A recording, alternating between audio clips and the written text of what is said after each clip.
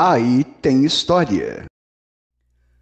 Olá, curiosos! Então, morreu a nossa querida Betinha, digo, Sua Majestade Rainha Elizabeth II do Reino Unido da Grã-Bretanha e Irlanda do Norte e da Comunidade Britânica das Nações, que inclui Canadá, Austrália e mais 13 países. E o seu filho tornou-se então o rei Charles III. Mas como é que funciona essa coisa de sucessão ao trono? Aí tem história. A gente tem uma imagem romantizada das monarquias, até porque a gente ouve histórias de reis e princesas desde quando é criança. Entretanto, esse tema do quem é que vem agora existe em toda parte, inclusive nas empresas e nas repúblicas. No Brasil, por exemplo, isso está previsto no artigo 79 da Constituição Federal, que dá a ordem sucessória em caso de impedimento, não precisa ser necessariamente a morte, do ocupante da presidência da República. Depois dele vem o vice, depois o presidente da Câmara, depois o presidente do Senado e então o presidente do Supremo. Com a morte de Elizabeth II, o seu filho e sucessor foi imediatamente designado rei. Coroação é um ato simbólico que pode vir depois. No Reino Unido, a sucessão é pela primogenitura plena, ou seja, o primeiro filho de qualquer sexo é o herdeiro do trono. Foi assim com a própria Elizabeth, primogênita de George VI, em 1952. Agora veja só. Ok, a primogenitura coloca no trono o primeiro filho.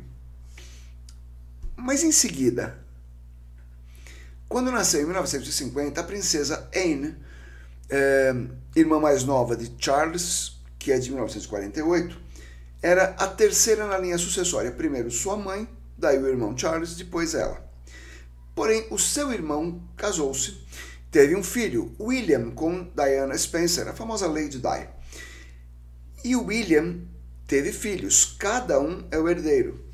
Depois vem os outros filhos de Charles e seus filhos e tal. Assim, as esperanças de Lady Anne foram minguando, coitada. De terceira candidata ao trono, ela é hoje a 16ª. E nada disso é chute ou pura vontade do monarca reinante. Tudo é bem estudado e definido em leis. E esse negócio de rei morto, rei posto, Deus salve o rei, é a cara da monarquia britânica. Não é regra obrigatória em todo lugar e nem foi assim ao longo da história, dos séculos. No Tibete, por exemplo, que é um país, é uma monarquia, uma teocracia, ocupada pela China desde 1950, a sucessão do Dalai Lama, que é líder espiritual e governante ao mesmo tempo, ainda que exilado, é feita ao se encontrar o menino em quem o antecessor reencarnou. Sim, morre um Dalai Lama, a alma dele vai reencarnar em alguém, em algum menino, e eles saem procurando. Essa busca dura, em geral, entre 2 e 3 anos, que fica o tempo que demora para encontrar um governante para o Tibete. Uma outra teocracia, que é o Vaticano, funciona por eleição. O monarca reinante, que é o Papa, é eleito pelo Colégio dos Cardeais. E, em tese, qualquer homem católico pode ser Papa. Não precisa nem ser padre. Lá no começo da Idade Média, existia um negócio chamado Lei Sálica, que excluía completamente as mulheres e os seus descendentes da sucessão. Então, assim, um rei tem um filho e uma filha. O filho pode ir para o trono, a filha não. Ah, mas se a filha tiver filho, homem, filho de mulher, de princesa, não vai para o trono. Isso sempre deu problema, eu cito 2. Entre 1580 e 1640, nós fomos espanhóis. Nós aqui no Brasil. Por quê?